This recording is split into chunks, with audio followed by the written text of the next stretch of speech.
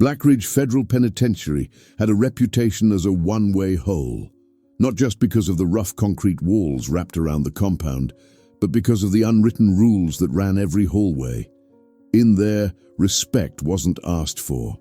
It was taken, by force or by blood. The cafeteria was a suffocating pit, the kind of place where time stood still between the smell of rust, sweat, and trapped rage.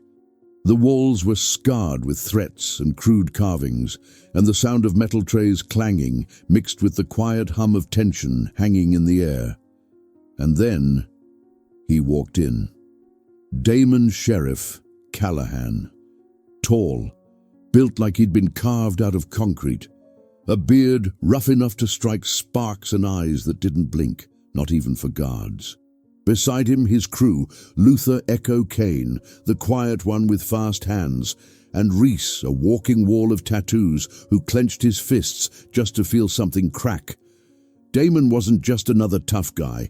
He was the law inside those cells. Cross him, and you disappeared. Everyone knew that. But that day, something different caught his eye.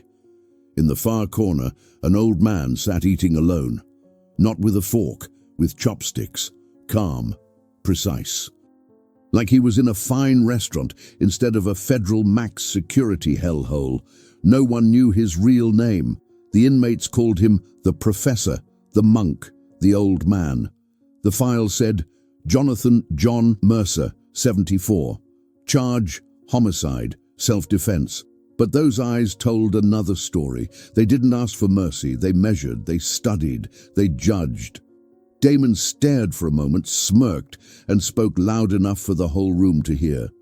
Hey, Grandpa, this table's mine now, and so's that meal.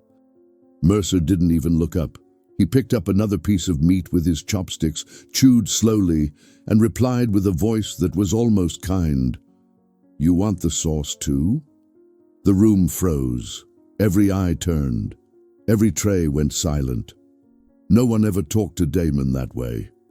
Reese let out a short, uneasy laugh. Kane just crossed his arms and waited for bones to start snapping. Damon stepped forward, shoulders tight, blood boiling. You've got 2 seconds to move, old man, before I put you on the floor, spitting teeth. John Mercer didn't blink, didn't flinch. He kept eating, calm as stone. Damon took another step and reached for the old man's tray. He never made it. In one sharp, surgical motion, Mercer caught Damon's wrist with a single hand, and the big man locked up. The grip wasn't that of a 70-year-old. It was the grip of a trained predator. He hit a nerve, clean, precise. Damon dropped to his knees, his arm frozen, his face twisted in pain. Kane moved. Reese growled, but Kane stopped him with a hand on his chest. Wait. This ain't normal.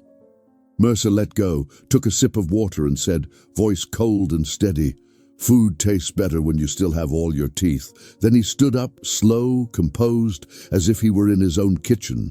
He walked to the sink without looking back. Every eye followed him. Like they were watching something ancient, something the world had forgotten. That night, Cell Block D had only one topic, the old man. Who was he? How the hell did a 74-year-old make Damon Callahan kneel like a rookie? One guard swore he'd seen the name Jonathan Mercer in a classified Pentagon file. Another said he was ex-CIA, a ghost who vanished after a Black Ops mission in Somalia back in the 90s. Others whispered legends, code names. The most common one? The ghost surgeon. But no one really knew. All they knew was that Damon had poked something way deadlier than he ever imagined. John Mercer wasn't some harmless old man. He was an old machine, precise, silent, lethal. And what happened in that cafeteria wasn't an accident. It was a warning. 3 days later, Reese tried to corner Mercer in the laundry block. 45 seconds later, he was found on the floor, nose shattered, arm dislocated, jaw cracked in 2 places. A week after that, Kane disappeared. Rumor said he begged to be transferred to psych after seeing Mercer standing motionless in his cell, a razor balanced perfectly on his thumbnail, for hours. Damon stopped walking like a king. His stride got shorter, his eyes stayed down. He knew the truth. Blackridge wasn't his anymore, but by then, it was too late. One silent night, screams tore through the corridors. Guards rushed to Damon's cell. They found him tied with bedsheets, chest carved, blood on the wall, spelling out just one line: "Violence demands discipline, and I'm back to teach." No one ever figured out how Mercer got in or out. No cameras caught a thing, no sounds, no witnesses. When the guards checked his cell, Mercer was asleep, breathing slow, peaceful, like nothing had happened. From that night on, Blackridge had a new king. Not the youngest, not the strongest, just the most dangerous. The whole cafeteria seemed to shrink when Damon Sheriff Callahan stopped in front of the old man's table. The metallic noise of trays stopped. Footsteps faded into a heavy silence. Everyone watched. Not because they expected a fight, but because they knew this wasn't just a fight. It was a ritual, and somebody was about to walk away smaller. Jonathan Mercer was eating with chopsticks. It wasn't some showy habit. It was precision. Every movement slow, methodical, exact. The food was plain: rice, vegetables, diced meat. But he ate it like a monk, not a convict. There was no rush in him, just control. Across from him stood Damon, pointing a finger, chest puffed, jaw clenched tight. Tattoos crawled across his arms, his sins inked deep into the skin. Beside him, Reese stood still, arms crossed, a wall of muscle and hate. Behind them, Kane watched through half-lidded eyes, measuring every breath. "Get up, old man," Damon said, voice deep but shaky. "That tray's mine now." Mercer didn't answer right away. He finished chewing, dabbed his lips with a folded napkin, and finally looked up. Eyes of a man who's seen the world end more than once. Eyes that don't ask, don't explain. They just see. The silence was short, but it felt eternal. "You sure you want to do this?" The question came out like a warning. Not angry, not proud. Just polite. Like he was offering one last chance. Damon smirked, but there was fear behind it. He glanced around. Everyone was watching. He couldn't back down. Not here, not now. If he did, the whole system he ruled would collapse. The old man had to break. That's what Damon told himself. He reached for the tray, and time stopped. Mercer moved. One hand, one motion. His fingers locked around Damon's wrist like a trap. Not violent, just final. Damon tried to pull back. He couldn't. The look in his eyes shifted, from rage to confusion, from confusion to fear. The old man pressed a nerve, clean and surgical, and Damon's body gave out. His arm froze, his knees buckled. He hit the floor, pain twisting his face. No one understood what they were seeing. Only Kane did. He stepped back half a foot. He saw it. He knew. Reese started to move, but Kane caught him by the shoulder without looking. "Wait," he said. "This ain't normal." Mercer let go, picked up another piece of meat with his chopsticks, chewed, swallowed, then said quietly, without even glancing up, "Food tastes better when you still have all your teeth."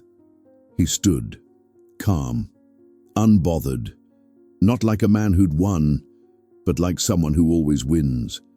Like he was just waiting for the world to catch up. As he walked through the cafeteria, eyes followed him, not directly but sideways, like watching something sacred or something too dangerous to look at straight. That night, the whispers spread through cell block D like wildfire. Damon Sheriff Callahan, on his knees, beaten, frozen, by a 74-year-old man with calm eyes and steady hands, a veteran, a surgeon of war, a ghost from the past. One guard swore he'd heard the name Mercer during his time in the army, a John Mercer, listed MIA after a classified op in Eastern Europe in the 90s, black missions, things no one in command ever admitted existed. Another inmate claimed he'd seen the old man meditating in his cell, a razor balanced on his thumb, motionless for hours. Didn't blink, didn't move. Nobody knew the truth. Only the fear. Damon, though, he understood. Not with words, but with bones. He stopped walking with his chest out, stopped talking loud, avoided Mercer's corridor. The prison's top dog wasn't the same anymore, and everyone could see it. But Mercer wasn't out for revenge. He didn't flaunt it. He just went back to his routine, same table, same chopsticks, same silence, as if nothing had happened. But everyone knew something had changed. Over the following weeks, Jonathan Mercer drew a kind of attention no one could explain. The older inmates said they'd never seen anyone so still. It wasn't weakness. It was the stillness of a man who's heard too many explosions, a man who looks at chaos and doesn't move, because he's seen worse, because he was the worse. He read books, always hard covers from the prison library, Hemingway, Faulkner, Dostoevsky. He read like he was training, each word a rep in some invisible workout. Same seat, same hour, same ritual. Meanwhile, Damon felt the weight of the fall. His crew was pulling away. Kane grew quieter. Reese stopped laughing. The looks that once turned down now passed through him. He was still big, still strong, but his aura was cracked, and that cracked him inside. It wasn't just pride, it was control, territory, power, and the old man had dismantled it all. Without throwing a single punch, Damon couldn't take it. First, he gave Mercer a shoulder bump in the hallway. Fake, accidental. Mercer didn't react, just adjusted his footing and kept walking. Then came a tray, accidentally, dumped across Mercer's table. He calmly wiped the spill, folded his napkin, and kept eating. Tension built like a pressure cooker on a forgotten stove. Everyone knew something was coming. They just didn't know when.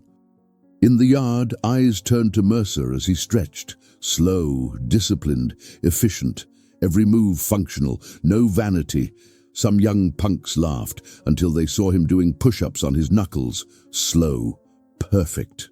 They stopped laughing. In the showers, he was always first in, first out, never talked, never looked anyone in the eye, but his presence hung in the air like a shadow. It was as if the whole prison was adjusting around him, not by force, but by inevitability. And then Damon snapped. It happened on a Wednesday during shift change. The cafeteria was loud, guards distracted by a glitch in the security gate. Damon came up behind him, quick, silent, fury boiling over. A sharpened metal fork gripped tight like a makeshift blade. He didn't want to scare the old man this time. He wanted blood, but Mercer already knew. He didn't turn right away, just stopped chewing. His left hand slid slowly to his leg brace. The right, still holding the chopsticks, stayed firm. When Damon raised the weapon, Mercer turned his head, just his head, and that was enough. Damon froze, the fork inches from Mercer's back. His fingers trembled. There was no anger in the old man's eyes, no fury, just a void, deep and endless, the kind of stare that makes a man remember his sins. Mercer said nothing, just went back to eating. Damon backed away, step by step, like a beaten dog crawling out of a fight. The shame in the air was heavier than any punch. Reese saw it. Kane saw it. And the silence that followed hit harder than any blow. That night, Damon threw his tray against the wall, didn't eat, didn't talk, just sat on his bunk, staring at the concrete, like trying to erase something from memory. Across the block, Mercer finished another chapter of The Old Man and the Sea. Closed the book, lay down, breathed deep. He knew. He didn't need to fight men like Damon. He just had to wait and let them destroy themselves trying to prove they were more than they were. Silence had always been Jonathan Mercer's greatest ally. Inside the prison, he was a constant presence, yet invisible. Not because of fear, but because of respect. Outside those walls, though, silence had been a curse. In his former life, what he did left no footprints, no medals, no names in stone. only hard decisions, and bodies no one else wanted to carry. Denied missions, orders from men who never showed up in the official reports. He carried them out, all of them, then disappeared. That's what made Mercer different. It wasn't what he could do with his hands. It was what he had already done and swore he'd never do again. But even the past, when buried deep enough, eventually starts to breathe again, especially when time drags slow, like it does inside a cell. Some nights, when screams echoed through the blocks, Mercer kept his eyes open in the dark. He remembered faces, hands stained in blood, promises made and broken. He remembered his daughter, a little girl laughing on a swing somewhere in a park, before he vanished from her life for good. She never knew who he really was, only that one day he disappeared for her safety, they said. But nobody mentioned what that kind of safety costs, and the price was time. One day in the library, he found an envelope tucked between the pages of an old book. Inside was a black and white photo, a woman holding a small boy. On the back, a handwritten name, Lucas, 1996. The handwriting was steady but sad. Mercer stared at it for minutes, not out of curiosity but recognition. That kind of loss wasn't about death. It was about absence, abandonment.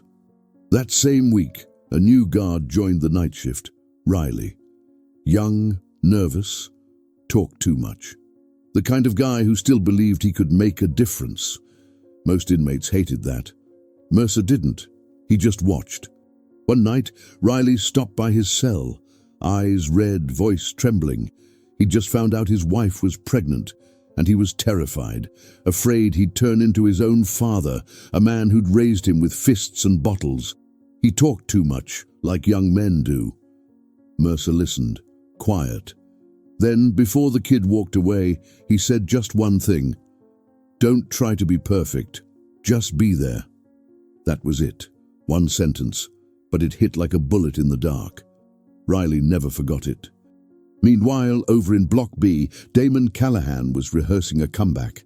His moves were quieter now, but the rage was fermenting. He'd started gathering younger inmates, the restless, violent kind. Men who didn't know Mercer, who still saw the sheriff as a fallen legend, and wanted to help him reclaim the throne. They started testing the waters, trash talk in the yard, shoulder bumps in the halls, small traps laid in Mercer's daily path. But the old man never reacted. Not because he was weak, but because he knew it was all theater, and the audience didn't matter. For Mercer, every day was a countdown, not to freedom but to peace. There was no vengeance in his movements, only discipline. One of the young ones, a hot-headed Latino kid named Miguel, called him a useless fossil. Mercer just looked at him, right in the eyes, a stare that went through bone. Miguel didn't sleep that night, or the next. By day 3, he asked to change cells. Respect isn't taught, it's imposed, and Mercer did it without raising his voice. But the peace he sought was hanging by a thread. He could feel it, always could. Like a man who knows the past can fall asleep, but never truly dies. Life inside Blackridge was a rope stretched over a pit. One wrong step and you fall. Mercer knew that better than anyone. He lived not on the edge of fear, but on the edge of control. Every movement measured, every word weighed. He didn't survive by being the strongest. He survived by being the hardest to predict. But even the most disciplined man has a limit. That morning looked like any other. Same yard, same distant yelling, same smell of rust in the air. Mercer walked in silence, hands clasped behind his back, steps steady, breathing slow. An old soldier on a battlefield made of concrete. Up on the guard tower, the officers chatted idly. The Block D camera system was temporarily offline. Routine maintenance. A coincidence. But Mercer didn't believe in coincidences. What he didn't know was that Damon Callahan had chosen that day, not to earn back respect, but to test Mercer's limits, or break them. 2 rookies, Miller and Dante, were used as bait. Damon's recruits. They cornered Riley near the laundry room, didn't hurt him, just shoved him, shouted, created enough chaos to pull him away from his post. By the time he returned, the wing was empty, except for Mercer and Damon. The old man stood with his back turned, folding bedsheets on an iron table, a simple task, almost symbolic. The sound of the door locking behind them echoed through the room. Damon walked in empty-handed, but his eyes were full of rage, shame, frustration, maybe even desperation. "You think you can hide behind that silence forever?" he said, voice low and venomous. "I was somebody here. You took that from me." Mercer didn't answer, didn't turn around, just kept folding, precise, ritualistic. "Say something, old man," Damon hissed, stepping closer. Mercer set the final sheet on the stack, turned slowly and said, "You ever looked in a mirror after a fall? Or do you still see the man you used to be?" The question hit Damon like a punch that didn't need a sound. He trembled, from anger, pride, and truth colliding in his chest. Then he pulled a homemade shiv from his waistband, a toothbrush handle sharpened to a deadly point, wrapped in tape. Silent, lethal. "Today, you're gonna bleed." Mercer looked at the blade, then at Damon. No fear, just quiet sorrow, the kind a father carries before disciplining his son. Not out of hate, but necessity. Damon lunged. The first strike was fast, brutal, but sloppy. Mercer slipped aside with a movement so calm it looked rehearsed, because it was. 100 times over. The second attack came harder, angrier. Mercer caught Damon's wrist mid-swing. The blade stopped inches from his face. Their eyes locked. "I tried to give you a chance," Mercer said softly. "You made your choice." Then, with a simple twist, too effortless to make sense, he broke Damon's balance. The shiv clattered to the floor. Damon dropped to his knees. Mercer crouched beside him. "It's not strength you're missing," he whispered. "It's discipline." And instead of finishing the fight, he stepped away. Riley burst in seconds later with 2 guards. They found Damon on the floor, and Mercer standing calm, hands clasped behind his back. No one understood what had happened. No cameras caught it, no witnesses saw it, but everyone felt it. The next day, Damon Callahan was sent to isolation. They said he was unstable, he couldn't explain what had happened, and for the first time in years, he was silent. The guards began watching Mercer differently after that, some with suspicion, others with respect. But Riley saw something else. Something beyond the blue uniform and the grey hair.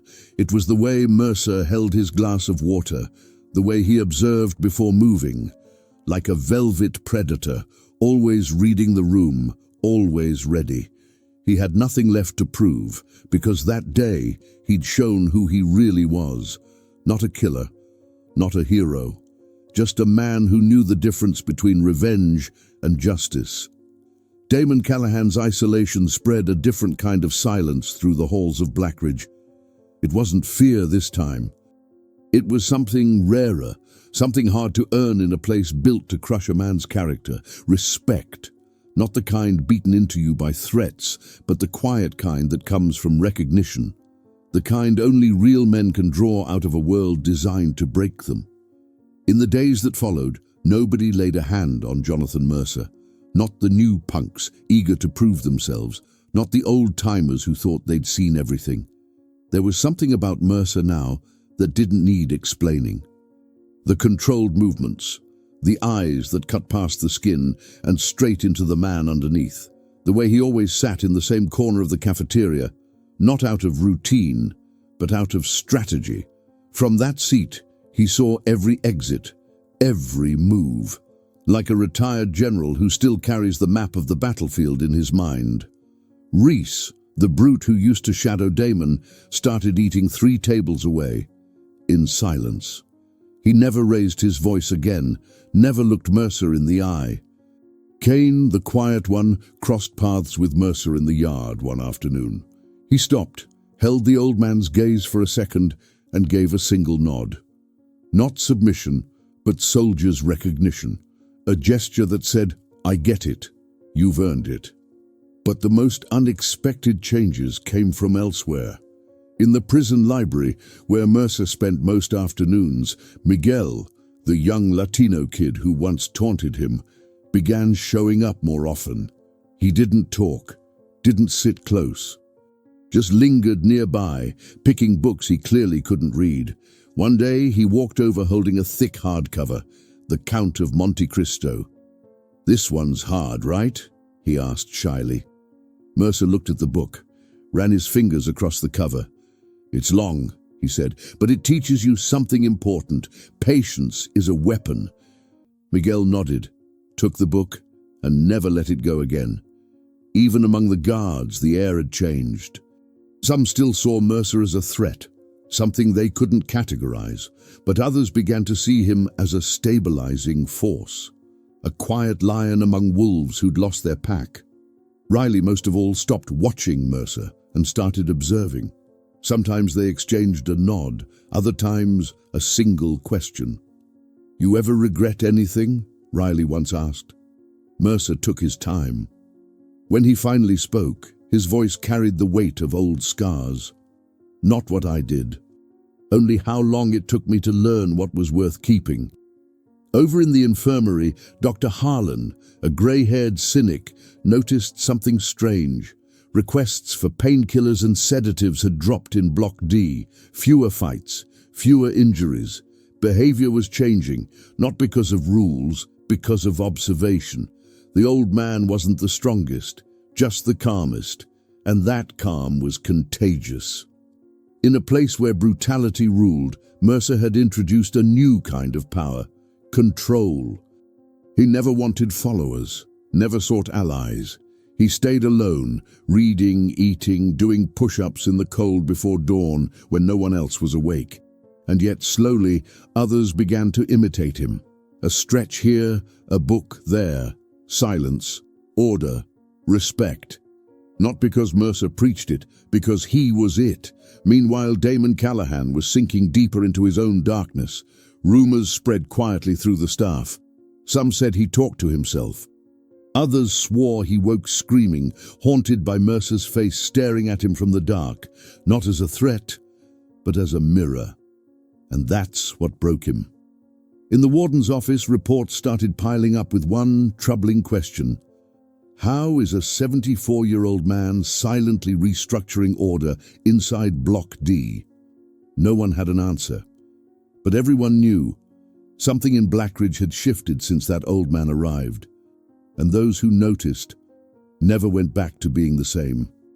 There was an invisible current running through the corridors now. It didn't come from guards or upper command. It came from somewhere quieter, deeper. A silent code spreading among inmates. The fights were fewer. The taunts stopped. Even the nighttime screams began to fade. Tension still existed, of course. It always would. But something stronger hung above it. Something steadier. Jonathan Mercer didn't tell men what to do. But somehow, everyone knew what not to do when he was around. His days never changed. Up before sunrise, push-ups on cold concrete, reading through the afternoon, eating with those same precise movements. The ritual stayed the same. The world around him didn't. In the yard, Miguel still showed up with the same book. Its pages were marked with folded toilet paper. He was trying to understand the meaning between the lines. One afternoon, he asked quietly. He waited 20 years just to get revenge. Mercer looked up slowly. He waited 20 years to learn time teaches more than hate. Miguel didn't reply, just nodded, and carried that with him. Meanwhile, Riley was growing into his role. Still young, still green, but slower now, more deliberate. He'd learned something the academy never taught him. Presence beats authority. "That old man," Riley whispered once to Dr. Harlan, "that's who I want to be when I'm his age." Harlan didn't look up from his reports. "Then you'll have to suffer plenty first," he muttered. "Men like him aren't born. They're broken and rebuild themselves one piece at a time." It wasn't just admiration. It was transformation. Even the violent ones had changed. Reese, once the loudest brute in the block, was now seen reading. A small paperback, simple. But he read, slowly, focused, like a man relearning how to think. He no longer walked in packs, no longer laughed too loud. When he crossed Mercer in the hall, he lowered his head slightly, not in fear but acknowledgement. In the work wing, Mercer began helping without being asked, guiding older inmates, correcting their posture, their breathing, not out of kindness, out of precision. He didn't waste words or gestures, but whoever received them felt like they'd been handed a tool to survive. One afternoon, Rickson, one of Block C's most violent inmates, tried to provoke Miguel in front of everyone, testing him, pushing his limits. Before it could escalate, Mercer walked in. He didn't yell, didn't threaten, just approached, calm and steady, faced Rickson eye to eye. "The kid just wants to breathe in peace," Mercer said quietly, "and if you can't respect that, maybe you need some silence for a while." Rickson didn't answer. He stepped back. Mercer never laid a hand on him. He didn't have to. That was the turning point. Mercer was no longer just the dangerous old man. He'd become something more, something most of those men had never known, a compass, a man who had already fought and won the war inside himself. Quietly, without speeches, he began repairing broken men, not with long lessons, but with presence, with coherence, with dignity. And those who once thought themselves predators started recognizing something greater, something that didn't need to bare its teeth because it had already survived what they couldn't imagine. One sleepless night, Riley lingered outside Mercer's cell. Didn't say a word. "You're afraid to mess up, aren't you?" Mercer asked, eyes still closed. "Yes, sir," Riley admitted. "You're gonna mess up," Mercer said. "But if you stay present, that'll save you." Riley exhaled deeply. For the first time, he believed he could make it. Mercer wasn't just a survivor anymore. He was a builder, a restorer of order in a place designed to destroy it. He did it without speeches, without raising his voice, simply by being what others needed to see. After Damon Callahan, no new king rose, a mentor did. And that was rarer and stronger because kings fall. But a man with purpose endures. Blackridge seemed to breathe differently in the weeks that followed. It was as if the entire prison had slipped into a state of waiting, a still rhythm suspended in the air, like the sky right before a storm. No one talked about it openly, but everyone knew something was coming. Mercer hadn't changed his routine. Still woke before sunrise, doing silent push-ups in his cell. Same movements, same expression, but even the guards noticed. His eyes were sharper now, his steps heavier, like a soldier walking through enemy ground again. Riley was the first to sense it. "You seem different, sir," he said one evening after his shift as the yard emptied out. Mercer looked at him for a long second, then turned his eyes toward the horizon, beyond the concrete walls. "Sometimes the past comes back," he said quietly, "to collect what you promised to leave behind." Riley didn't answer, but the words stuck to his skin. In the warden's office, a new name had appeared on the transfer list: Thomas Wexler, former militia member, convicted of torture and arms trafficking. Transferred after sparking 3 separate prison riots. Cold, calculating, intelligent, cruel. And he'd been assigned to Block D. The problem was simple. Wexler knew Mercer. Not from inside these walls, from the world before.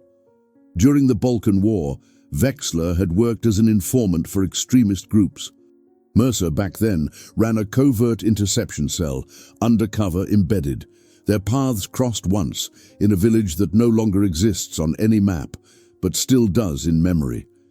Wexler carried the scars of that mission on his face. Mercer carried them in his soul. The news of Wexler's arrival spread through Blackridge like a confession. Miguel heard it from a guard. Riley saw the name on a roster. Reese fell silent when he heard. And Mercer, he simply closed his book, looked up and stood still for minutes, as if listening to something no one else could hear. The morning of the transfer, Block D felt like a live wire. No alarms, just silence, the kind that buzzes in your bones. Wexler walked in wearing a faint smile. Not wide, not loud, a small trace of arrogance, like a man already ahead of the game. His eyes scanned the room until they locked on Mercer. Just 1 second. That was enough. "Always knew you'd end up in a place like this," Wexler muttered as he passed.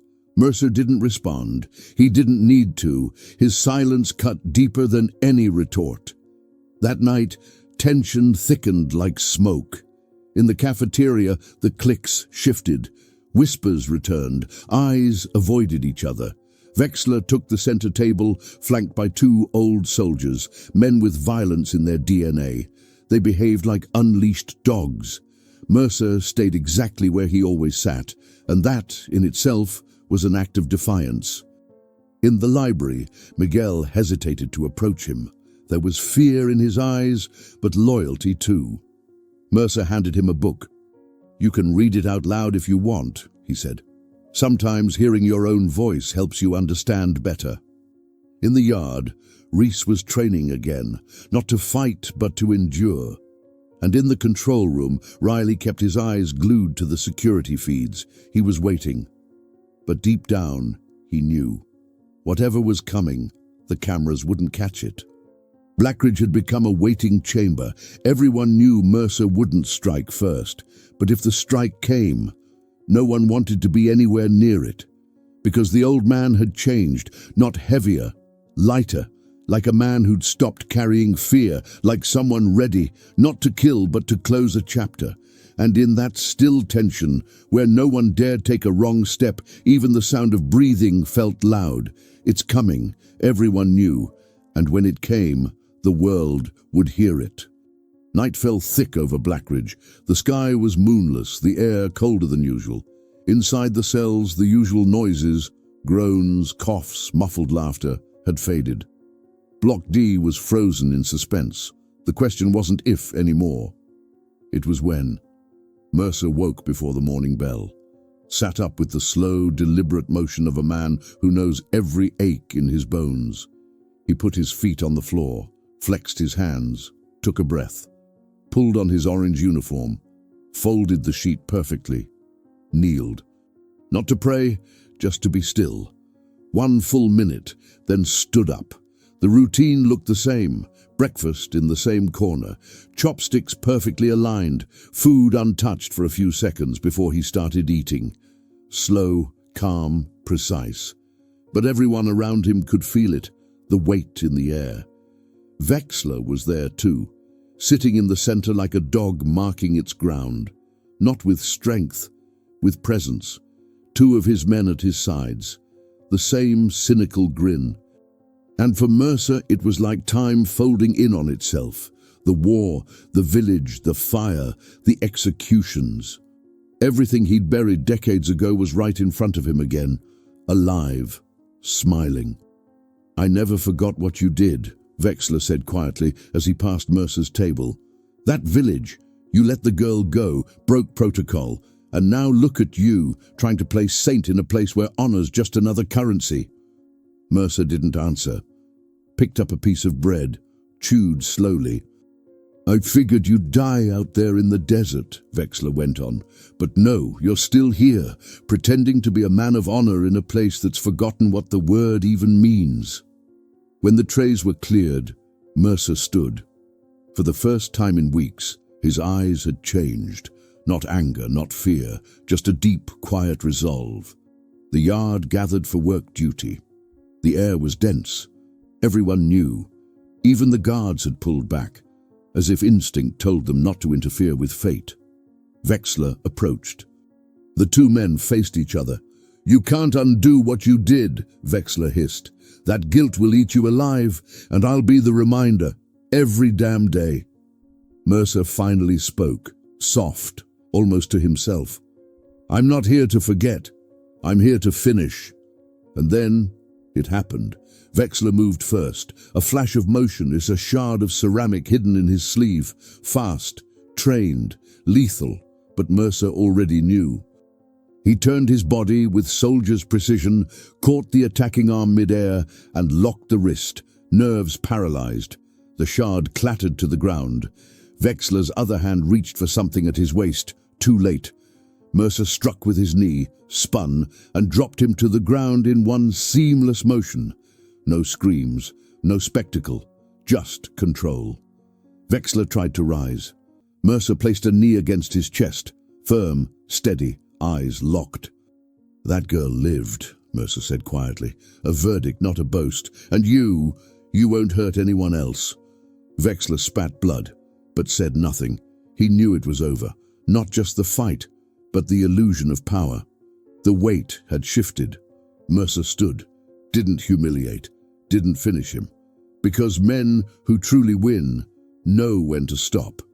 The guards came running, but Mercer was already standing, calm, composed, arms folded. Across the yard, Miguel watched in awe. Riley stood behind the gate, eyes wide. Reese stared at the ground, like a man replaying his whole life in silence. Wexler was taken away. He never came back. No one spoke of punishment, no detailed report. The cameras once again were under maintenance, and everyone knew why. Mercer returned to his cell, sat on his bed, opened his book, and for the first time in years, he smiled. Not out of joy, out of relief. The cycle was over, no more ghosts, only respect. In the days that followed, no one dared to speak Thomas Wexler's name. He was transferred to a medical facility in another jurisdiction. Unstable, they said. Quiet, they whispered. But everyone knew the truth. He'd been defeated. Not by brute strength or rage, but by something far harder to earn. Moral superiority. Jonathan Mercer never spoke of it, never changed a thing.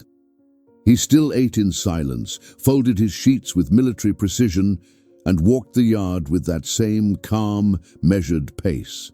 But now, the eyes that followed him weren't filled with fear or suspicion. They held something deeper, quiet admiration, respect. Block D began to shift. Its entire rhythm changed. The fights dwindled. The tone of conversations dropped. The hate that once poured through the walls now leaked in smaller doses, as if something, or someone, had taught these men a new kind of strength, the strength to control their own anger. Miguel finished the Count of Monte Cristo. The cover was torn, but his eyes were different. He'd learned something. That patience, honor, and presence are weapons as lethal as any blade. Riley stood outside Mercer's cell one afternoon, holding the first ultrasound photo of his child. He didn't say a word, just held it up. Mercer looked at it, then gave a small nod. "Do better than what was done to you," he said. Riley swallowed hard. "That's what I'm trying." "Don't try," Mercer replied. "Do." Across the prison, senior officers began noticing a pattern. Block D was calmer than any other sector. No riots, no chaos, just quiet order. No one dared say it was because of one man. But everyone knew. Mercer wasn't seeking redemption. He'd already made peace with who he was. But he left traces, in small gestures, in the weight of his words, in the way he treated even the lowest men with dignity. He was forged by war, but he'd chosen to grow old through discipline. And that's what made him different. He didn't fight for glory. He fought to never have to fight again. That Friday, a new inmate arrived. Young, cocky, chest out, eyes scanning for territory. He spotted Mercer sitting alone, reading, and laughed. "Who's the old man?" he asked. Without looking up, Miguel answered, "Him! He's the one you don't touch." The kid frowned. "Why?" Miguel finally looked up. "Because once you meet him, you change." And it was true. They say he's still there, sitting at the same table, eating in silence, reading a book he already knows by heart, never raising his voice, never threatening. But if you look into his eyes long enough, you'll understand. That's not a prisoner. That's a warning, a living legend. A man who's seen hell and chose not to go back. On the wall of his cell, someone had written in charcoal, "Real power is the power you choose not to use." If this story held you from beginning to end, it's because you understand the value of respect, discipline, and silent justice. Tell me in the comments, what would you have done in Mercer's place? Like, share, and subscribe for more stories, true, raw, and powerful, made for those who still believe that real courage doesn't make noise. This wasn't just a prison story, it was a story about real men.